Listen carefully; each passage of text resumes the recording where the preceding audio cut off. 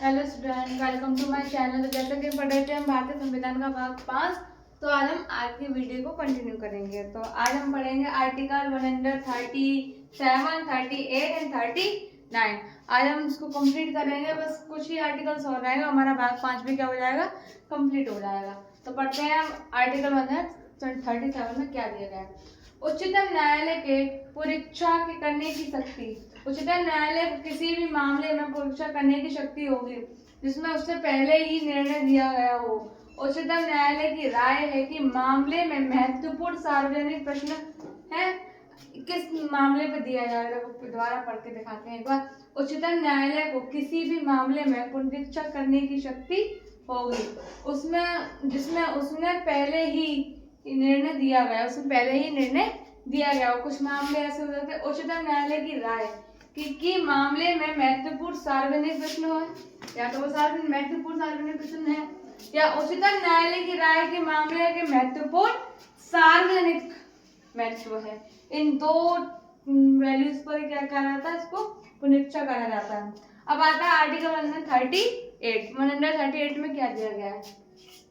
उच्चतम न्यायालय की अतिरिक्त शक्तियां। उच्चतम न्यायालय की संसद द्वारा बनाए गए किसी भी कानून के तहत अतिरिक्त शक्ति दी जा सकती है। किसी भी संसद द्वारा बनाए कानून पे अतिरिक्त शक्ति दी जा सकती है। तो ये क्या है, एक अधिकार प्राप्त है उच्चतम न्यायालय को। ठीक, आगे वीडियो कंटिन्यू करेंगे हम। तो आर्टिकल 139 हमें क्या बताता है। उच्चतम न्यायालय को कुछ मामलों में आदेश देने की शक्ति। उच्चतम न्यायालय को कुछ मामले में आदेश देने की शक्ति के बारे में कुछ चर्चा की गई है। उच्चतम न्यायालय को संसद द्वारा बनाए गए किसी भी कानून के तहत कुछ मामलों के आदेश देने की शक्ति दी जा सकती है। जैसे मूल अधिकारों का उल्लंघन हुआ, अगर कहीं भी मूल अधिकारों का उल्लंघन हुआ हो तो ये शक्ति इनको दी जा सकती है। या किसी भी व्यक्ति के अधिकारों का उल्लंघन हुआ हो, या व्यक्ति का अधिकार मूल अधिकार, बात एक ही हो जाती है। व्यक्ति के किसी भी अधिकारों को, जैसे कि सरकार द्वारा से वो अधिकार मिला है बट उसका उल्लंघन हो रहा है, किसी वजह से अगर उसका उल्लंघन हो तो उसको ऑब्जेक्शन उठा सकता है। इसमें उच्चतम न्यायालय क्या करेगा, अपनी हमारी साइड लेके हमें क्या दिलाएगा, न्याय दिलाएगा।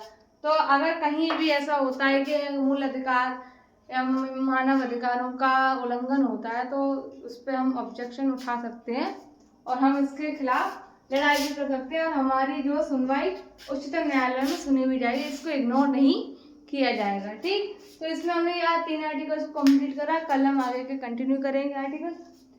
तो अगर समझ में ना आया तो आप मुझे बताइएगा। बाकी का थैंक यू।